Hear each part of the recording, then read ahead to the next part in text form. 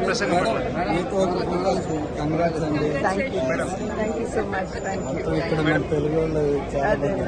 Madam ఒక comment ప్రేమేశ్వర్ ప్రసంగం మీద.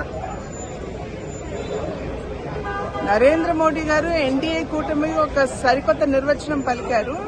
ఎన్ అంటే న్యూ ఇండియా అని, డి అంటే డెవలప్డ్ ఇండియా అని, ఏ అంటే ఆస్పిరేషనల్ ఇండియా అని.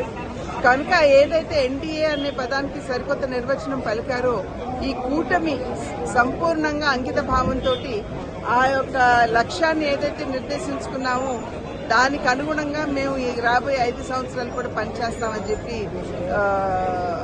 ఆ యొక్క సంకల్పంతో ముందుకు వెళ్తాం. అది మాత్రమే కాకుండా ఈ 5 సంవత్సరాలే కాదు 10 సంవత్సరాల కాలం కూడా మనం ఇదే విధంగా కొనసాగాలి అని చెప్పి ముందే వారు అంటే ఇంకొకసారి కూడా ప్రజలు ఆశీర్వదిస్తారు అనేటువంటి భావన వ్యక్తపరిచారు.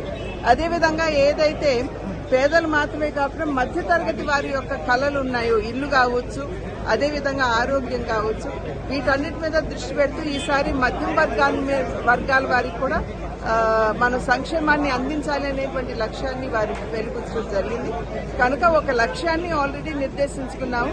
ఆ లక్ష్యాన్ని ఎదురుపెట్టుకుని మేమందరం కూడా తగు విధంగా పనిచేసుకుంటున్నాం.